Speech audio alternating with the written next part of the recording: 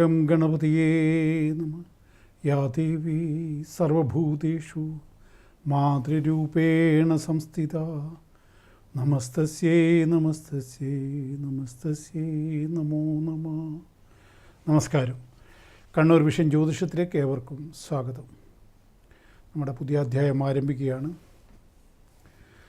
ദേവിയെക്കുറിച്ചും ഒപ്പം ജ്യോതിഷത്തെക്കുറിച്ചുമാണ് പറയുന്നത്. ദേവിയെക്കുറിച്ച് കഴിഞ്ഞ അധ്യായത്തിൽ പറഞ്ഞില്ല, അതുകൊണ്ട് ഇന്ന് തുടക്കം തന്നെ അതങ്ങ് പറയാമെന്ന് വിചാരിക്കുന്നു. നമ്മൾ 11-ാം അധ്യായത്തിലെ 25-ാമത്തെ മന്ത്രത്തിൻ്റെ അർത്ഥമാണ് പറയുന്നത്. ജ്വാലാകരാളമത്യുഗ്രമശേഷാസുരസൂദനം ത്രിശൂലം പാതിനോപീതേ ഭദ്രകാളി നമോസ്തുതേ. എന്താണ് ഭദ്രകാളിയെ? നമുക്ക് ശൂലമില്ലാത്ത ഭദ്രകാളിയെ നമുക്ക് ചിന്തിക്കാൻ പറ്റില്ല. നമ്മളെ ദൈവങ്ങളുടെ കയ്യിലൊക്കെ ഓരോരോ ആയുധങ്ങളുണ്ടാവും. അത് വിഷ്ണുവിനാണെങ്കിൽ അത് സുദർശനമാണ്, കാളിക്കാണെങ്കിൽ അത് ശൂലമാണ്. ഇങ്ങനെ അതിൻ്റെ ആന്തരികമായ കാര്യങ്ങളിലേക്കൊന്നും കടക്കുന്നില്ല. പക്ഷെ ഒരു ഭക്തനെ സംബന്ധിച്ചിടത്തോളം അവനെ ഈ വാളും ശൂലവും ഒക്കെ ഭയത്തിൽ നിന്നും രക്ഷിക്കുമെന്നാണ് ഈ മന്ത്രം പറയുന്നത്. ആ വാളേന്തിയ അല്ലെങ്കിൽ ത്രിശൂലം കയ്യിലേന്തിയ അമ്മയുടെ ആ രൂപം പോലും ഭയത്തിൽ നിന്നും നമുക്ക് മോചനം നൽകുന്നു എന്നാണ് അർത്ഥം. ഇത് നമുക്ക് എന്ന് പറയുമ്പോൾ പൂർണ്ണമായിട്ടും പ്രത്യേകം പറയുന്നു, അത് ഭക്തന് മാത്രമാണ്. ദേവി ഭക്തന്മാർക്കല്ലാത്തവർക്ക് ഇത് ബാധകമല്ല. അത് പ്രത്യേകം മനസ്സിലാക്കുക. ഒരു കോളുണ്ട്, ശേഷം ഇതിലേക്ക് വരാം. ഹലോ, നമസ്കാരം. നമസ്കാരം. എവിടുന്നാണ് വിളിക്കുന്നത്? പയ്യന്നൂർ. പറയൂ. 12-9-58. ആ വോളി ഒന്ന് കുറക്കൂ സാർ. ഓക്കെ.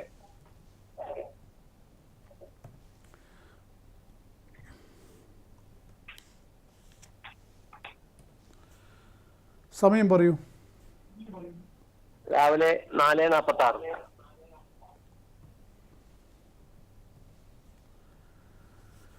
നക്ഷത്രം ഭരണി. മകല്ല, 12-9-58. 12-9-58. ഓക്കെ. സെപ്റ്റംബർ 9, 12, 12-58. 12-9-58, 4:46 AM മകൻ നക്ഷത്രം. അതെ.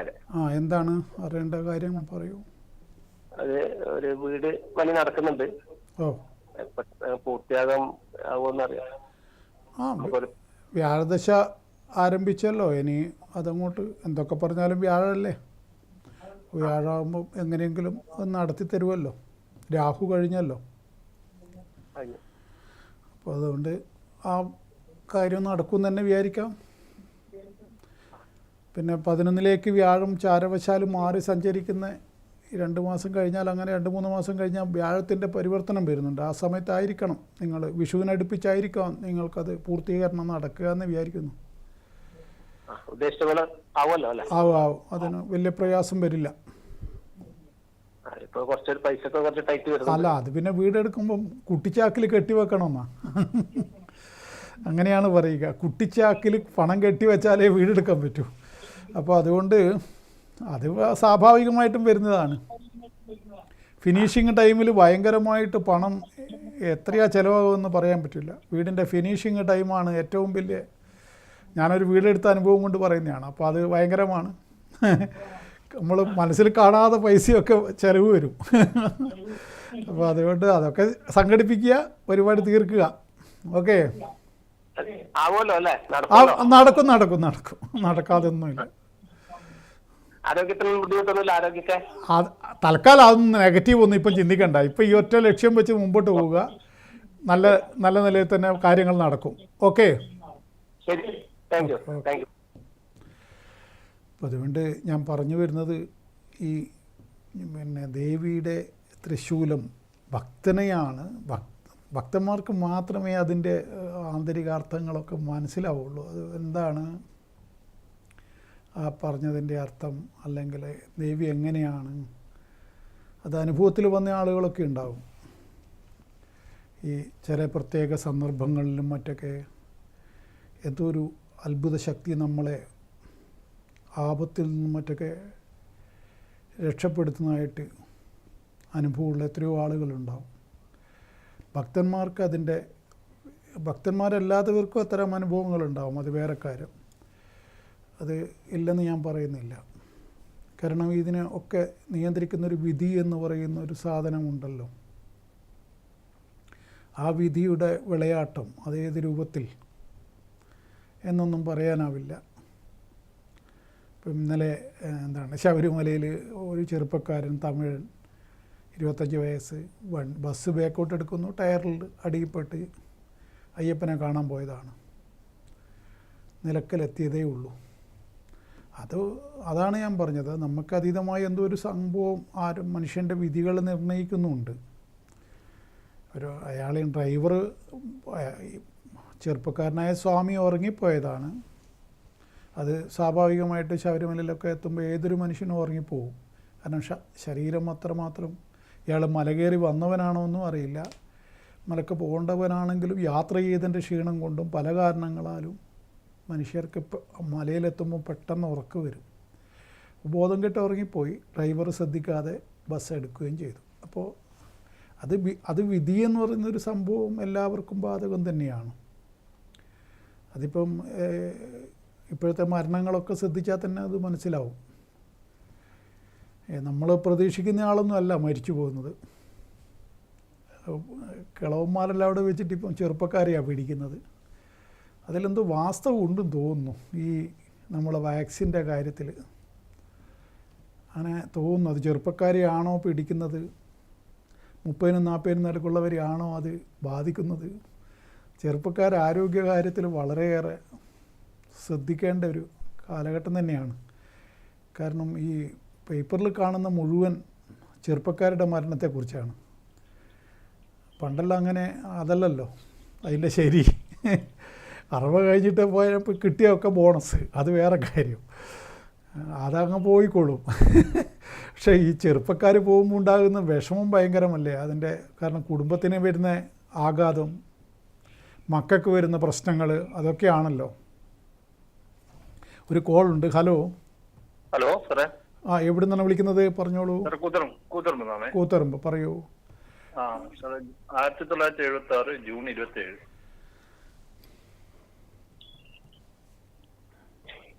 ഹലോ, കേൾക്കുന്നുണ്ട്. ജൂൺ 26.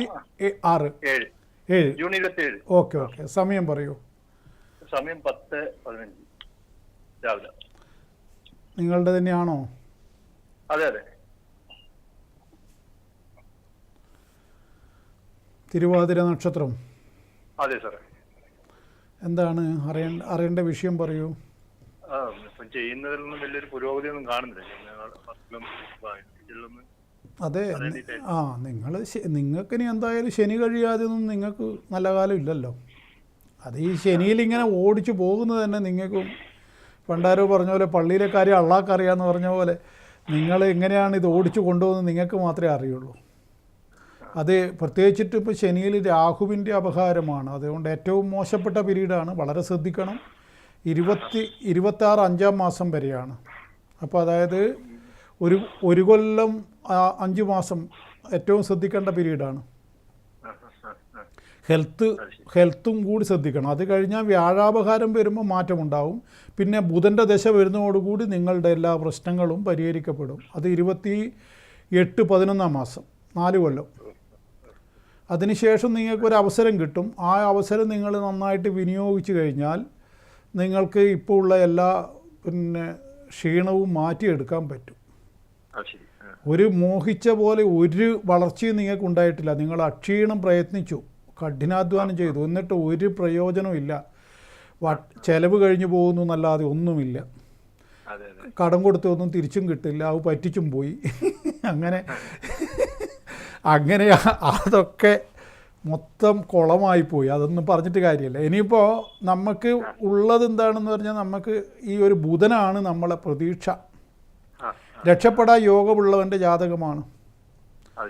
ആരോഗ്യത്തിന് പ്രശ്നമൊന്നും ഉണ്ടാക്കാതിരുന്നാൽ ഈ ബുധൻ്റെ ദശയിൽ, അതായത് കുറച്ചൊരു പ്രായം അങ്ങോട്ടേക്ക് മാറുമെന്ന് മാത്രമേ ഉള്ളൂ. അതൊന്നും വലിയ ആണുങ്ങൾക്ക് അതൊന്നും ഒരു വലിയ വയസ്സല്ല. അതായത് 52 വയസ്സ് അതൊന്നും ഒരു പ്രായമല്ല ആരോഗ്യമുള്ള ആണിന്. അപ്പോൾ അതുകൊണ്ട് ആ ആരോഗ്യത്തിൻ്റെ കാര്യത്തിൽ ഒരു വിട്ടുവീഴ്ചയും ചെയ്യരുത്. കാരണം കൃത്യമായിട്ട് പരിശോധനയും കാര്യങ്ങളൊക്കെ ചെയ്തുകൊണ്ട് മുമ്പോട്ട് പോവുക. പിന്നെ കുടുംബപരമായിട്ടൊരു ഗുളികനുണ്ട്. ആ ഗുളികന് വേണ്ടതൊക്കെ പൂയം വെച്ചിട്ടൊക്കെ അതൊക്കെ അവനെ തൃപ്തിപ്പെടുത്തണം. അമ്മേൻ്റെ കുടുംബത്തിലാണത്. അത് നിങ്ങളുമായിട്ട് ആ ഗുളികനെ പോയിട്ട് നിങ്ങൾ പിന്നെ മാസത്തിലോ അല്ലെങ്കിൽ എങ്ങനെയാണ് അവിടുത്തെ കർമ്മങ്ങൾ എങ്ങനെയാണ് നടക്കുന്നത് വെച്ചാൽ അതുപോലെ ചെയ്യണം. ഗുളികൻ ഭൈരവാദി പഞ്ചമൂർത്തികളിൽ പെട്ട ഒരു മൂർത്തിയാണ്, ക്ഷിപ്രപ്രസാദിയാണ്. ഇപ്പോൾ നിങ്ങൾക്കിത് കുടുംബ ബന്ധം വന്നതുകൊണ്ടാണ് അങ്ങനെ പറയുന്നത്. കുടുംബ ബന്ധം വരുമ്പോൾ അതിൻ്റെ പിന്നെ യുക്തിക്കൊന്നും ചിന്തിക്കാൻ പാടില്ല. ശിവൻ്റെ ഭൂതഗണങ്ങളിൽപ്പെട്ട പിന്നെ ഒരു മൂർത്തിയാണ് ഗുളികൻ. പക്ഷേ ഈ ഗുളികൻ നമ്മളെ കുടുംബത്തിൽ വെച്ചാരാധന വന്നു പോയാൽ പിന്നെ അതിനെ പുറത്ത് വേറെ ചിന്തിക്കാനൊന്നും പാടില്ല. അതിന് വേണ്ട രൂപത്തിൽ ചെയ്യുക. അത് ചെയ്യാതെ നിങ്ങൾ ഗുരുവായൂരോ അല്ലെങ്കിൽ പിന്നെ ശബരിമലയിലോ ഒന്നും പോയിട്ട് കാര്യമുണ്ടാവില്ല. ഈ ശനിദോഷം മാറ്റാൻ വേണ്ടി നിങ്ങൾക്കിപ്പോൾ ശബരിമലയിൽ പോകാം, ഹനുമാൻ സ്വാമിയുടെ പോയി കാണാം, അതൊക്കെ നിങ്ങൾക്ക് ചെയ്യാം. പക്ഷേ നിങ്ങളുടെ ഈ കുടുംബ ബന്ധം, അമ്മയുടെ ബന്ധത്തിൽ പെട്ടിരിക്കുന്ന ഈ ഗുളികനെ കാണാതെയും പിടിക്കാതെയും നിങ്ങൾക്ക് മുമ്പോട്ട് പോകാൻ പറ്റില്ല. അത് പ്രത്യേകം ശ്രദ്ധിക്കുക. പിന്നെ നമ്മളെ ഈ പറയുന്ന സമയം എനിക്ക് വരാനുണ്ടെന്നുള്ള വിശ്വാസം നിങ്ങളെ നന്നായിട്ട് മുമ്പോട്ട് നയിക്കട്ടെ. കാരണം എനിക്കിങ്ങനെ ഇന്ദുലാൽ നാരായണൻ ഇങ്ങനെ എന്നോട് പറഞ്ഞിട്ടുണ്ട്, എനിക്കിങ്ങനെ 52-ന് ശേഷം ഞാൻ രക്ഷപ്പെടുമെന്ന് പറഞ്ഞിട്ടുണ്ട്. ദേവീ ഭക്തനായ ആ മനുഷ്യൻ പറയുന്നത് പിഴക്കില്ല, ആ വാക്കിൽ ഞാൻ വിശ്വസിക്കുന്നു എന്നുള്ള. അപ്പോൾ അത് നിങ്ങൾക്ക് മുമ്പോട്ട് പിന്നെ പ്രയാണം ചെയ്യാനുള്ള ഒരു മോട്ടിവേഷനാണ് ഞാൻ നിങ്ങൾക്ക് തരുന്നത്. അത് നിങ്ങൾക്കൊരു ശക്തിയായിട്ട് നിങ്ങൾ മനസ്സിൽ കിടക്കണം. കാരണം ഓരോന്നും ദുരനുഭവങ്ങൾ വന്നിട്ട് അങ്ങനെ മടുത്തിട്ടാണുള്ളത്. ഈ വാക്കാണ് ദീപ പോലെ മുമ്പിൽ ഇങ്ങനെ നയിക്കേണ്ടത്. വെളിച്ചമേ നയിച്ചാലൊന്നില്ലേ, ലീഡ് കൈൻഡ്ലി ലൈറ്റ് എന്ന് പറയുന്നില്ലേ, അത് ഈ വാക്ക് നിങ്ങൾക്ക് ആ ലീഡ് കൈൻഡ്ലി ലൈറ്റ് അതായി മാറട്ടെ. ഓക്കെ പണിയെടുക്കാതെ പറ്റുമോ?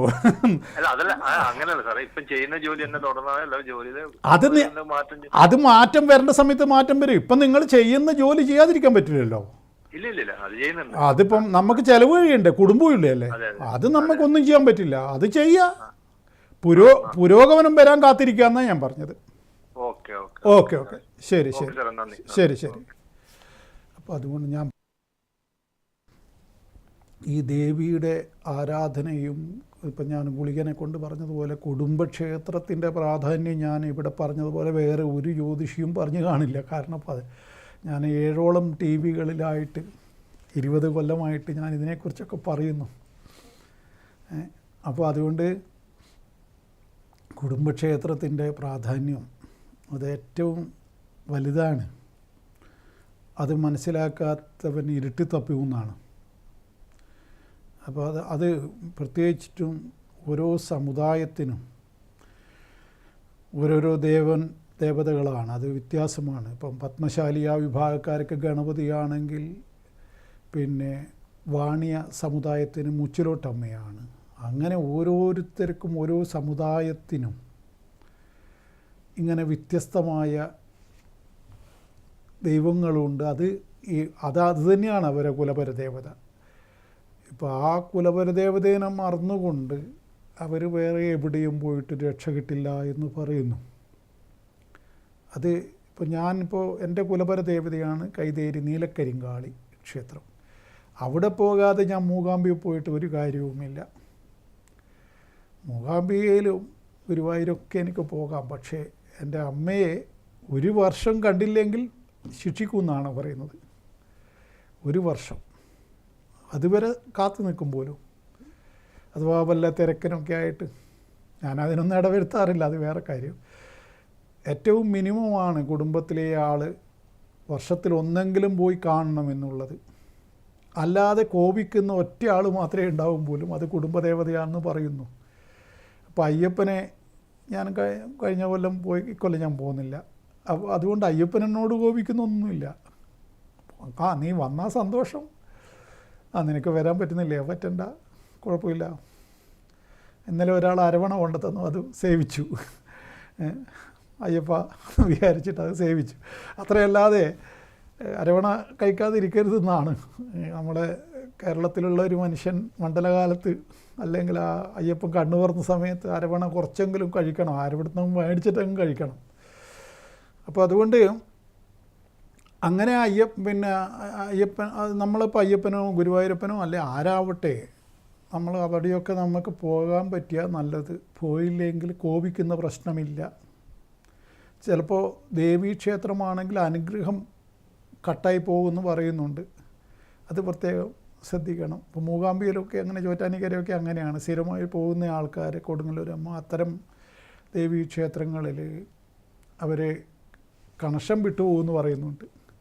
ഇപ്പം നമ്മൾ ഇതില്ലേ റീചാർജ് ചെയ്യുന്നില്ല, അതേപോലത്തെ പരിപാടി തന്നെ.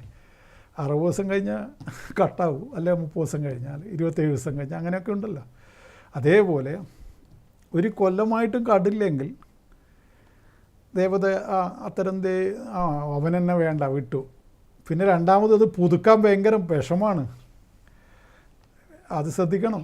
Hello hello hello hello hello hello hello കേൾക്കുന്നില്ലേ? നിങ്ങളാ ഒന്നാ വോളിയം കുറക്കൂ.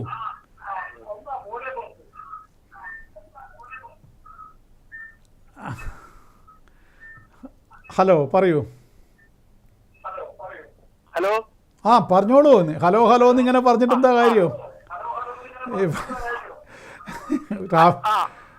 പറയൂ. ശരി, ആവട്ടെ സാർ, നിങ്ങൾ പറഞ്ഞോളൂ. 5692 വോളിയം കുറക്കൂ. കുറക്കുന്നുണ്ട്. 5692 ഉച്ചക്ക് 2:12.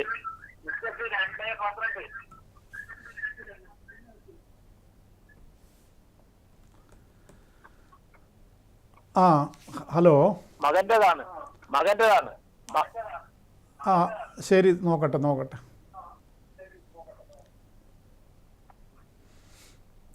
നക്ഷത്രം ആയില്യം. അതെ, ആയില്യം. എന്താണ്, എന്ത് വിഷയമാണ് അറിയേണ്ടതെന്ന് പറയൂ.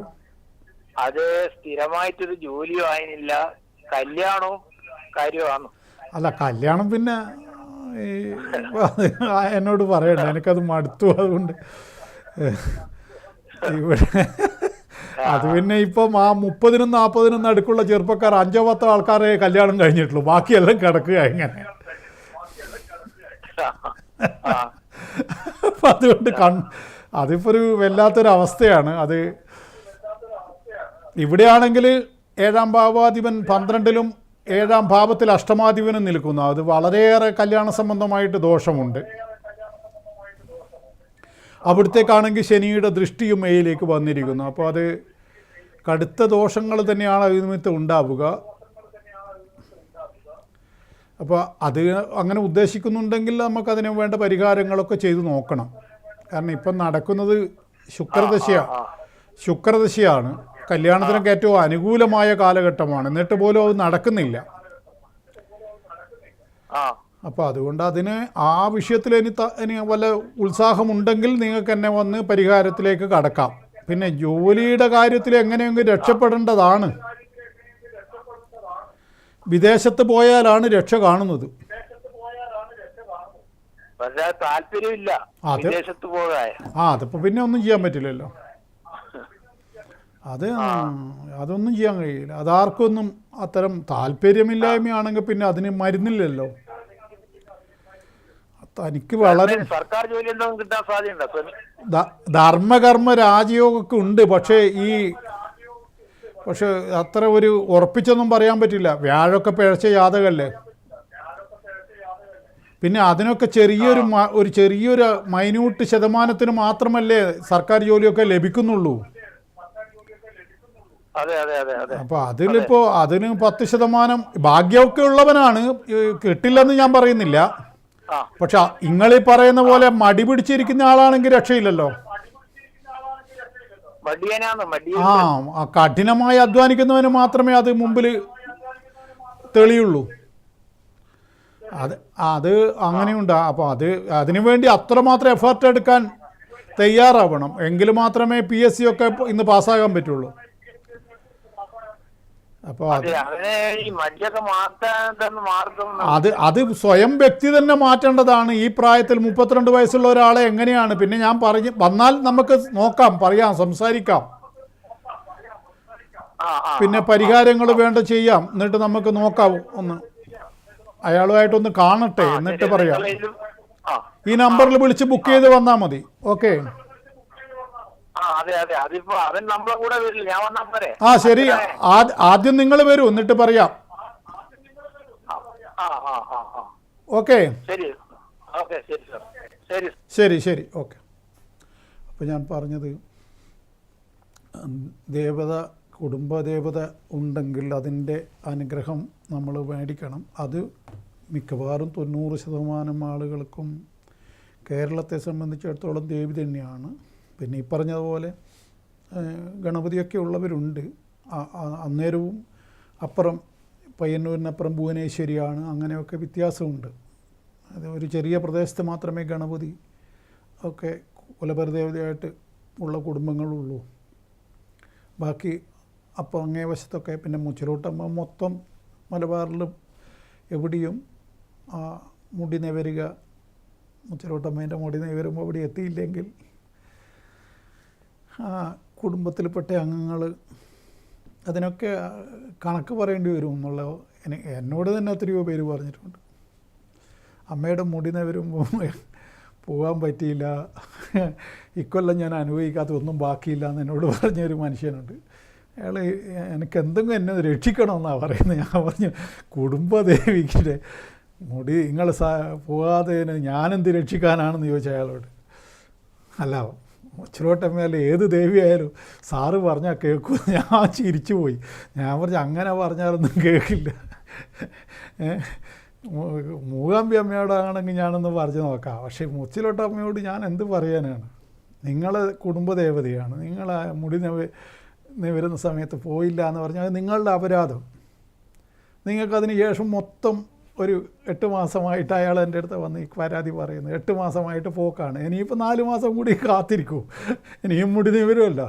അപ്പോൾ പോയിട്ട് സാഷ്ടാംഗം പ്രണമിച്ചിട്ട് ഒരു 16 രൂപ 50 പൈസ വണ്ണാരത്തിലിടാനും പറഞ്ഞു. പഴയ കണക്കാണത്. സമസ്താപരാധം. 5 ലിറ്റർ വെളിച്ചെണ്ണ നടയിൽ വെക്കാനും പറഞ്ഞു. അയാൾക്കൊരു പരിഹാരം പറഞ്ഞു കൊടുക്കണ്ടേ. അങ്ങനെ ചെയ്യാൻ പറഞ്ഞു. പിന്നെ എന്തായെന്നറിയില്ല. അപ്പോൾ അതുകൊണ്ട് ഞാൻ പറഞ്ഞു വരുന്നത്, ഏതൊരു കുടുംബദേവതേൻ്റെ കാര്യത്തിലൊന്നും മറ്റുള്ളവർക്ക് മധ്യസ്ഥം പറയാൻ പറ്റില്ല. ഇപ്പം മൂകാംബികമ്മയുടെ കാര്യത്തിൽ ഞാൻ പറയും, അത് വേറെ കാര്യം. അത് ഞാനും അമ്മയും തമ്മിലുള്ള ഇങ്ങനെ ഇന്നേ ആൾക്കൊരു ചെറിയൊരു അബദ്ധം പറ്റിയിട്ടുണ്ട് അമ്മ എന്നുള്ള രൂപത്തിൽ സംസാരിക്കാനുള്ള പവർ എനിക്ക് ദേവി തന്നിട്ടുണ്ട്, അതിനുള്ള അവകാശം ദേവി തന്നിട്ടുണ്ട്. അതെന്ത് എങ്ങനെയെന്നൊന്നും ചോദിച്ചാൽ അതിനൊന്നും ഉത്തരവില്ല, അതൊന്നും പറയാനും പാടില്ല. അപ്പോൾ അങ്ങനെ അത് ദേവിയുടെ വിഷയത്തിൽ അങ്ങനെയൊക്കെ ഉണ്ട്. പക്ഷെ മറിച്ച് ഒരാളുടെ കുടുംബദേവിയുടെ വിഷയത്തിൽ ഇടപെടാനൊന്നും ഒരാൾക്കും അധികാരമില്ല. ഒരാൾ പറഞ്ഞാലും അത് വിലപ്പോവില്ല. അതാണ് അതിൻ്റെ കാര്യം. അപ്പോൾ അത്രമാത്രം ഞാൻ പറയുന്നതിൻ്റെ ഗൗരവം നിങ്ങൾ ഭക്തന്മാർ കണക്കിലെടുക്കുക. അതാണ് എനിക്ക് പറയാനുള്ളത്. ഒരു കോളുണ്ട്. Hello hello hello call connect ആവുന്നില്ല. അപ്പോൾ ശരി. അപ്പോൾ അതുകൊണ്ട് ഞാൻ ദേവിയുടെ ഇതാണ് ഞാൻ പറഞ്ഞത്. ജ്വാലാകരാളമത്യുഗ്രമശേഷാസുരസൂദനം ത്രിശൂലം പാതിനോപിതേർ ഭദ്രകാളി നമസ്തുതേ. ജ്വാലകളെ കൊണ്ട് അതിരൗദ്രമായി എല്ലാ അസുരന്മാരെയും ഹിംസിക്കുന്നതായിരിക്കുന്ന നെന്തിരിയുടെ തൃശൂലായുധം ഞങ്ങളെ ഭയത്തിൽ നിന്നും രക്ഷിക്കട്ടെ. അല്ലയോ ഭദ്രകാളി, അവിടുത്തേക്ക് നമസ്കാരം. ഇതാണ് ഈ വരിയുടെ അർത്ഥം. അപ്പോൾ എല്ലാ ഭയങ്ങളിൽ നിന്നും രക്ഷിക്കാൻ ദേവിയുടെ തൃശൂലം ഭക്തന്മാരെ സഹായിക്കുമെന്നാണ് ഇതിൻ്റെ അർത്ഥം. അതുകൊണ്ട് ദേവി ഭക്തന്മാർ ഇതൊക്കെ ശ്രദ്ധിക്കുക. ഒരു കോളുണ്ട്. ഹലോ ഹലോ, എവിടെ നിന്നാണ് വിളിക്കുന്നത്? ഇത് പാപ്പിൻശ്ശേരി. പാപ്പിനിശ്ശേരി. പറഞ്ഞോളൂ മാഡം. 1959 മാർച്ച് 15. 1959 മാർച്ച് 15. ഓക്കെ. സമയം ഇതില് ശരിക്ക് മനസ്സിലാവുന്നില്ല. പഴയ ജാതകം ഓലയല്ലേ, ഓലക്കെട്ടായുണ്ട്. അയ്യോ, പിന്നെ ഞാൻ എന്ത് ചെയ്യും? മൂലോന്ന നക്ഷത്രം അമ്മ പറഞ്ഞത്. അല്ല, ഇവിടെ കാണുന്നത് നിങ്ങൾ ഈ പറഞ്ഞ പ്രകാരം ഇവിടെ ഡേറ്റ് കൊടുത്ത് നോക്കുമ്പോൾ കാണുന്നത് കാർത്തികയാണ്. അപ്പോൾ പിന്നെ നിങ്ങൾ ഡേറ്റൊക്കെ നോക്കിയിട്ട് വ്യക്തമായി നോക്കിയിട്ട് നിങ്ങൾ വിളിക്കൂ, അല്ലാതെ രക്ഷയില്ല. ഇത് മൂലൊന്നും വരുന്നില്ല. 15/3/59 അല്ലേ പറഞ്ഞത്? അപ്പോൾ നിങ്ങൾ പറയുന്ന 59 മാർച്ച് 15. അതെ, അതന്നെ. അപ്പോൾ അത് സർട്ടിഫിക്കറ്റിലുള്ള ഡേറ്റാണ് നിങ്ങൾ പറയുന്നത്. നിങ്ങൾ ആ ഏതെങ്കിലും ഒരു ജ്യോതിഷിയെ നോക്കി കൊണ്ടേ കാണിച്ചിട്ട് ഈ ജാതകത്തിലുള്ള ഡേറ്റ് എഴുതി മേടിച്ചു കഴിഞ്ഞാൽ എന്നിട്ട് പിന്നെ വിളിക്കൂ. നിങ്ങളിപ്പം പറയുന്നത് നിങ്ങളുടെ സ്കൂൾ ഡേറ്റ് ആണ് പറയുന്നത്. അത് വെച്ചിട്ട് ഓലയിലുള്ള ഡേറ്റ് ആണെങ്കിൽ ഈ ഡേറ്റിന് ഇവിടെ കാണുന്നത് കാർത്തിക നക്ഷത്രമാണ്. അപ്പോൾ പിന്നെ തെറ്റിയെന്ന് ഉറപ്പല്ലേ? അപ്പോൾ പിന്നെ മൂലവും കാർത്തികയും തമ്മിൽ ഒരു 12 നക്ഷത്രത്തിൻ്റെ വ്യത്യാസം വന്നില്ലേ? അപ്പോൾ അതുകൊണ്ട് അത് ഏതായാലും നിങ്ങൾ പറഞ്ഞ ഡേറ്റ് തെറ്റാണ്. പിന്നെ ഇപ്പം സർപ്പദശി ആയതുകൊണ്ട് എല്ലാത്തിനും തടസ്സം വരും, മൂലം നക്ഷത്രക്കാരി ആയതുകൊണ്ട്. അതുകൊണ്ട് ഒന്ന് ഡേറ്റ് നോക്കിയിട്ട് നിങ്ങൾ ഒന്നുകിൽ നേരിട്ട് ബന്ധപ്പെടുക, അല്ലെങ്കിൽ പിന്നെ ഡേറ്റ് നോക്കിയിട്ട് പിന്നെ അടുത്ത അധ്യായങ്ങൾ എപ്പിസോഡിൽ വിളിക്കുക. ഓക്കെ, ശരി. ഓക്കെ. അപ്പോൾ അതുകൊണ്ട് ഞാൻ പറഞ്ഞു വരുന്നത്, ഈ ദേവതാ സങ്കല്പങ്ങളെ പ്രത്യേകിച്ചിട്ടും ദേവിയെ ചിന്തിക്കേണ്ടത് ജ്യോതിഷം കൊണ്ട് ചന്ദ്രനെ ആണ് പ്രധാനമായിട്ടും. 4-ാം ഭാവം കൊണ്ടും മറ്റൊക്കെ കുടുംബദേവതയൊക്കെ ചിന്തിക്കും, 5-നെ കൊണ്ട് ചിന്തിക്കും, ഉപാസനാമൂർത്തിയെ. അങ്ങനെ ജ്യോതിഷത്തിൽ അതിനെക്കുറിച്ച് ഒരുപാട് കാര്യങ്ങൾ പറയുന്നുണ്ട്. പക്ഷേ ദേവിയെ ഓരോ ഗ്രഹത്തെ കൊണ്ടും ചിന്തിക്കേണ്ടത്. ഇപ്പോൾ ശനിയെ കൊണ്ട് ശാസ്താവിനെയാണ് ചിന്തിക്കുക, സൂര്യനെ കൊണ്ട് ശിവനെയാണ് ചിന്തിക്കുക, ബുധനെ കൊണ്ട് അവതാര വിഷ്ണുവിനെ, രാമനും കൃഷ്ണനും അവതാര വിഷ്ണുവിനെ, വ്യാഴത്തെ കൊണ്ട് സർവേശ്വരന്മാരെയും ചിന്തിക്കണം, പ്രത്യേകിച്ചിട്ടും മഹാവിഷ്ണുവിനെ ചിന്തിക്കണം. ഇങ്ങനെ ഓരോരോ ഇതുണ്ട്. അങ്ങനെ വരുമ്പോൾ ചന്ദ്രനെ കൊണ്ട് ചിന്തിക്കുന്നത് ദേവിയാണ്, ഭഗവതിയാണ്, തമ്പുരാട്ടിയാണ്. അത് കാളിയാവാം, ലക്ഷ്മിയാവാം, സരസ്വതി ആവാം. പൊതുവേ ഏത് ദേവിയെയും ചന്ദ്രനെ കൊണ്ടാണ് ജ്യോതിഷം ചിന്തിക്കുക. ചന്ദ്രനുള്ള ബലഹാനി, ചന്ദ്രനുള്ള ബലക്ഷയം, ചന്ദ്രൻ്റെ അനിഷ്ടഭാവസ്ഥിതി. അഷ്ടമാധിപത്യം ചന്ദ്രൻ അങ്ങനെ ഇല്ലെന്നാണ് ശാസ്ത്രം പറയുന്നത്. പിന്നെ അത് മറ്റ് ഗ്രഹങ്ങൾക്കാണ് ബാധിക്കുക. സൂര്യചന്ദ്രന്മാർക്ക് അത് അത്ര ബാധകമല്ല എന്നൊരു കണക്കുണ്ട്. അപ്പോൾ അത് വെച്ചിട്ട് എങ്കിൽ കൂടിയും 6, 8, 12ൻ്റെ ഭാവം മാർക്ക് വന്നാലും അതിൻ്റേതായ ചെറിയ ചില ദോഷങ്ങൾ ഉണ്ടാവും. പിന്നെ അഷ്ടമത്തിലും മറ്റൊക്കെ നിൽക്കുക. ബലഹാനി ഞാൻ കഴിഞ്ഞ അധ്യായത്തിൽ പറഞ്ഞു, ബലഹാനി തീരെ സംഭവിക്കുക. വളരെ ഒരു കാരണവശാലും ഒരു ചന്ദ്രന് ഒട്ടും ബലമില്ലാത്തൊരവസ്ഥ വന്നാൽ മനോരോഗത്തിൻ്റെ സൂചന തന്നെയാണത്. ആ മനോരോഗത്തിൻ്റെ അത് ദൈവികമായ, പ്രത്യേകിച്ചിട്ടും അത്തരം വ്യക്തികൾ കുടുംബപരമായിട്ടുള്ള ദേവിയെ കൃത്യമായിട്ട് നോക്കി മനസ്സിലാക്കിയിട്ട് അതൊരു ചെയ്തതിന് ശേഷം മാത്രമേ ചികിത്സക്ക് പോയിട്ട് കാര്യമുള്ളൂ. രണ്ടും വേണം. മോഡേൺ സയൻസിനൊന്നും തള്ളിപ്പറയാൻ ഞാൻ ആളല്ല. അതിനൊക്കെ ഇപ്പം സൈക്കോളജിയിലൊക്കെ സൈക്യാട്രിയിലൊക്കെ നല്ല മരുന്നുകളൊക്കെ ഉണ്ട്. അത് സേവിക്കുകയും വേണം, ഒപ്പം കുടുംബദേവതയുടെ കോപം മാറ്റുകയും വേണമെന്നുള്ള ഒരു പ്രത്യേക ലൈനിലാണ് ഞാൻ സംസാരിക്കുന്നത്. അതായത് അപരിഷ്കൃതനെ പോലെ വർത്തമാനം പറയാനൊന്നും ഞാൻ ആളല്ല. അപ്പം ഞാൻ രണ്ടിനെയും സമന്വയിപ്പിച്ച് കൊണ്ടുപോകുന്നതാണ് ഗുണകരമെന്നാണ്. നല്ല ഡോക്ടർമാരും ഇതൊക്കെ പറയുന്നുണ്ട്, കുറച്ച് വിവരമൊക്കെ ഉള്ള. ഒരു ഒറ്റ ഭാഗത്ത് മാത്രം ഒറ്റ ബുദ്ധി എന്ന് പറയും. ചെറിയ ആൾക്കാർക്ക് ഒറ്റ ബുദ്ധി ഉണ്ടാകും. ഒറ്റ ബുദ്ധിക്കാരോട് രക്ഷയില്ല. അവരുടെ ഭാഗം മാത്രമേ ശരിയുള്ളൂ എന്ന് പറയും. അതിന് ഒറ്റ ബുദ്ധി എന്നാണ് മലയാളത്തിലെ പ്രയോഗം. ആ ഒറ്റ ബുദ്ധി അല്ലാതെ ഏത് വ്യക്തിക്കും ഞാൻ പറയുന്നത് മനസ്സിലാവും. ഒരു കോളുണ്ട്. ഹലോ. എവിടെ നിന്നാണ് വിളിക്കുന്നത്? പറയൂ, ഡേറ്റ് പറഞ്ഞോളൂ. 1965 ജനുവരി 20. 1965 ജനുവരി 20. ഓക്കെ. സമയം രാവിലെ 10 മണി.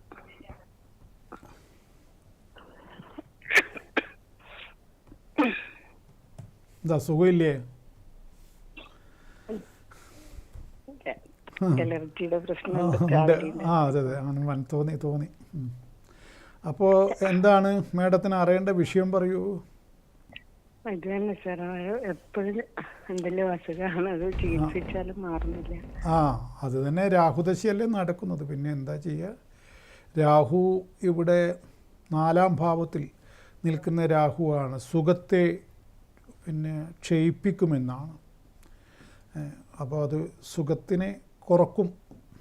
അത് രാഹുദശ ഇനിയിപ്പോൾ തീരാൻ അത്രയേ ഉള്ളൂ. പക്ഷെ അത് തീരുന്ന വരെയുള്ള സമയം, അതായത് 26 3-ാം മാസം വരെ, ഇനി 1 കൊല്ലം 3 മാസം ഇത്രയേ ബാക്കിയുള്ളൂ. അത് കഴിയുന്നത് വരെ വളരെയേറെ ഗൗരവത്തിൽ തന്നെ നീങ്ങണം.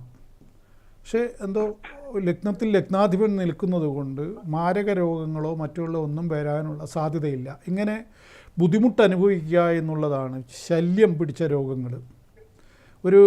ഒരു ഭയങ്കരപ്പെട്ട ഒരു രോഗം അങ്ങനത്തെ ഒന്നും വരില്ല.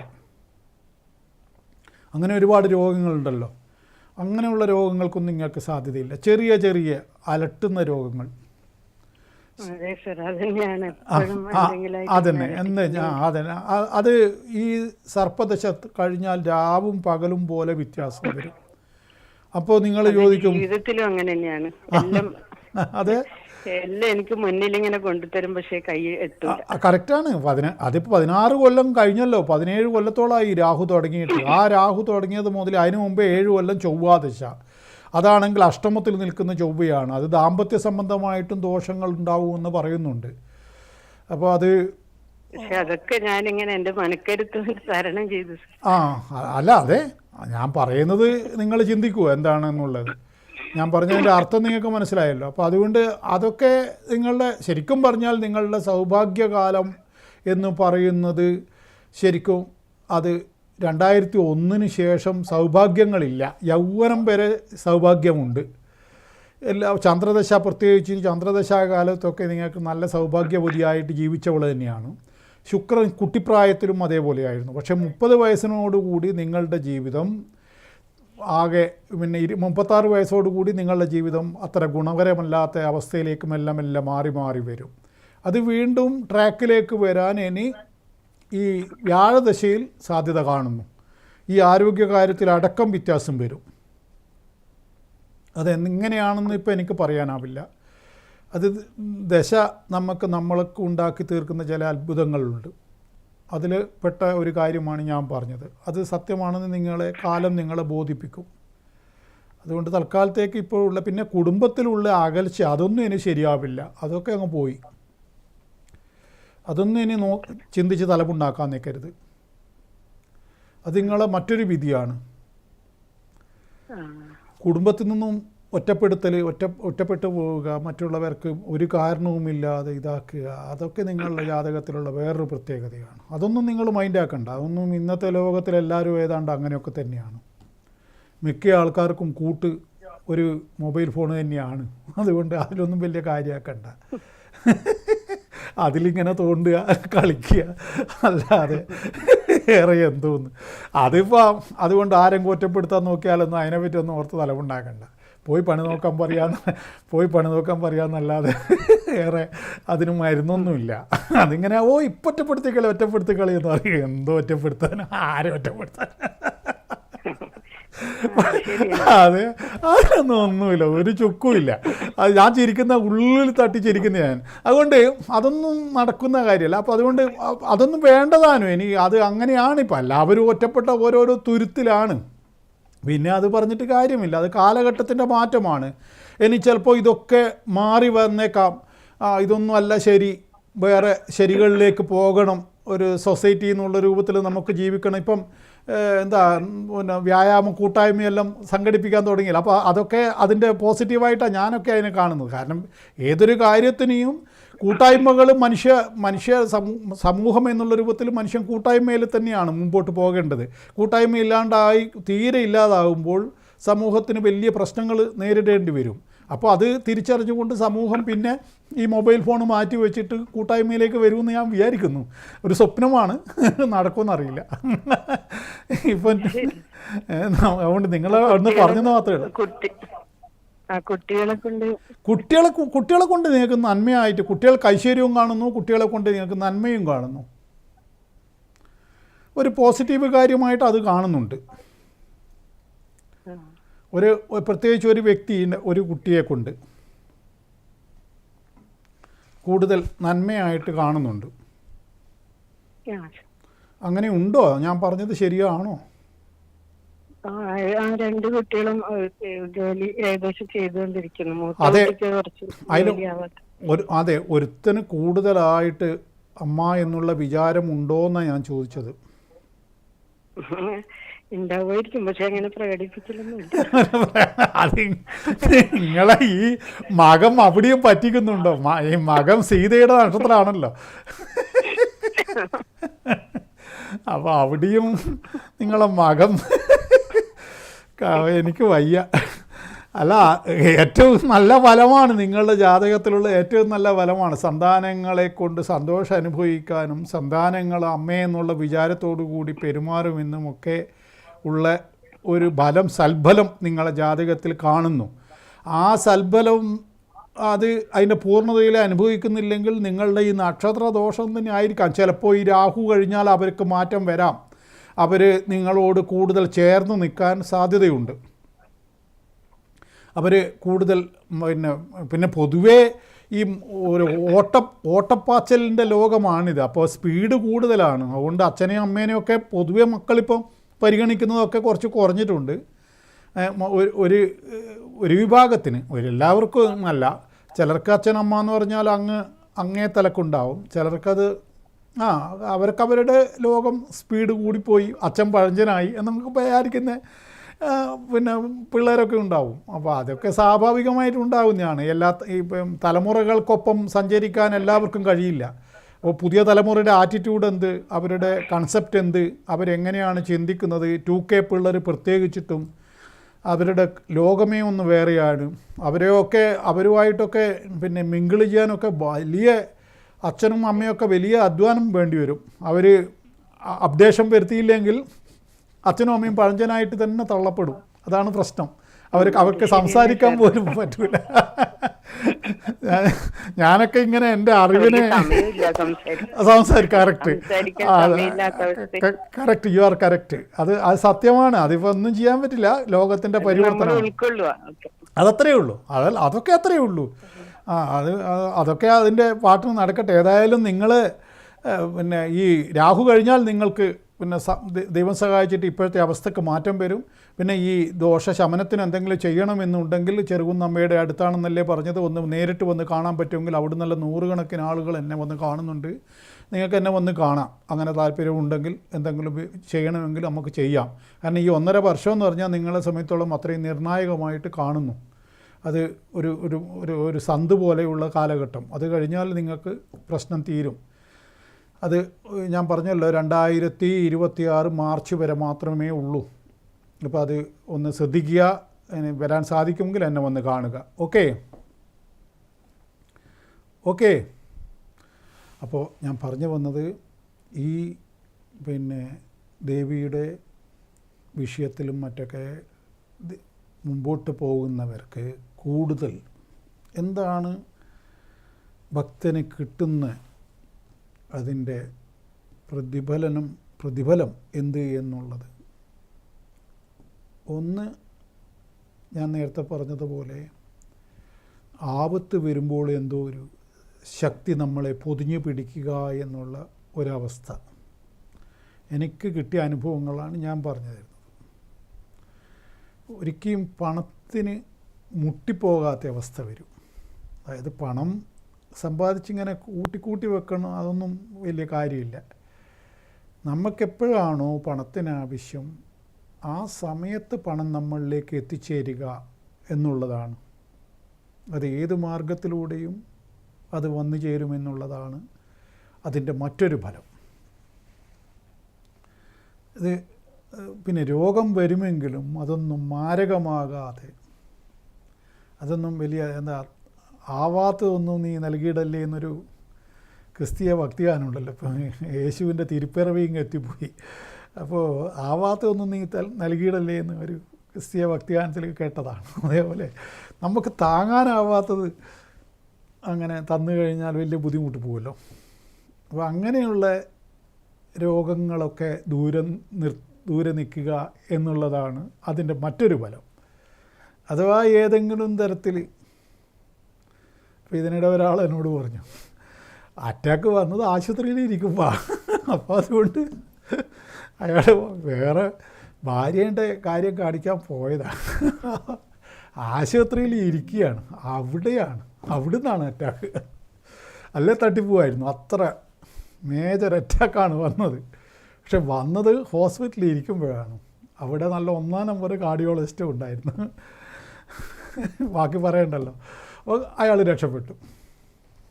അതാണ് ഇതിൻ്റെ. അപ്പോൾ അത് അയാൾ ചോദിക്കുന്നത്, വീട്ടിൽ നിന്ന് 18 കിലോമീറ്റർ ഉണ്ട്. അപ്പോൾ ഇതൊന്നും കൊടുക്കാൻ അറിയുന്ന, കൃത്രിമ ശ്വാസമൊന്നും കൊടുക്കാൻ അറിയുന്നവരൊന്നും അവിടെയൊന്നും ഇല്ല. അപ്പോൾ തട്ടിപ്പോവും. അതാണ് ഡോക്ടർ പറഞ്ഞു പോലും, നിങ്ങൾ ഇവിടുന്ന് ആയതുകൊണ്ട് മാത്രം രക്ഷപ്പെട്ടതാണെന്ന്. അപ്പോൾ അത് എത്രമാത്രം ശരിയാണെന്ന് നോക്കൂ. അതാണ് ഞാൻ അയാളോട് സംസാരിച്ച് നോക്കുമ്പോൾ അയാൾ ഭക്തനാണ്. അന്നേരം ചോദിക്കുമ്പം ഭക്തന്മാരൊന്നും ചത്തു പോകുന്നത്, എല്ലാവരും ചാവും, ഞാനും ചാവും. അതെല്ലാം പറ്റല്ല പറഞ്ഞത്. ഭക്തൻ ചാവില്ലെന്നൊന്നും ഞാൻ പറഞ്ഞിട്ടില്ല. പിന്നെ വെറുതെ ഇല്ലാതൊന്നും എൻ്റെ മേത്ത് ആരോപിക്കല്ലേ. അങ്ങനെയൊന്നുമില്ല. ഞാൻ പറയുന്നതിൻ്റെ ആന്തരികാർത്ഥങ്ങൾ ശരിയായ രൂപത്തിൽ ശ്രദ്ധിച്ചാൽ അതിന് നിങ്ങൾക്കൊക്കെ മനസ്സിലാവേണ്ടവർക്ക്. പിന്നെ ഇതൊന്നും മനസ്സിലാക്കില്ല എന്ന് വാശി പിടിച്ചിട്ട് ബലവും പിടിച്ചിരിക്കുന്നത് നിങ്ങൾക്ക് നിങ്ങളെ പാട്. ഞാനൊന്നും നിങ്ങളോട് പറഞ്ഞിട്ടുമില്ല, നിങ്ങളൊന്നും കേട്ടിട്ടുമില്ല, ഇതൊക്കെ കണക്കിലെടുക്കുകയും വേണ്ട. ഏതായാലും ദേവിയെക്കുറിച്ച് മനസ്സിലാക്കേണ്ടവർക്കും ഒപ്പം ജ്യോതിഷ ഫലങ്ങൾ അറിയേണ്ടവർക്കും ജ്യോതിഷത്തിലുള്ള പരിഹാര കർമ്മങ്ങൾ ചെയ്യേണ്ടവർക്കും എന്നെ നേരിട്ട് ബുക്ക് ചെയ്ത് ഇവിടെ കാണുന്ന 9388504419 എന്നുള്ള ഈ നമ്പറിൽ ബുക്ക് ചെയ്ത് എന്നെ വന്ന് കാണാവുന്നതാണ്. പിന്നെ ഓൺലൈനിൽ ഫലമറിയേണ്ടവർക്ക് ദക്ഷിണ വാട്സാപ്പ് വഴി ഡേറ്റും ടൈമും അയച്ച് ഗൂഗിൾ പേ വഴി ദക്ഷിണ അയച്ചാൽ അങ്ങനെയും ഫലങ്ങൾ അറിയാവുന്നതാണ്. അതൊക്കെ നിങ്ങളുടെ തീരുമാനമാണ്. എന്നെ കാണുകയും കേൾക്കുകയും ചെയ്ത് നിങ്ങൾക്ക് നന്ദി പറയുന്നു. നമസ്കാരം.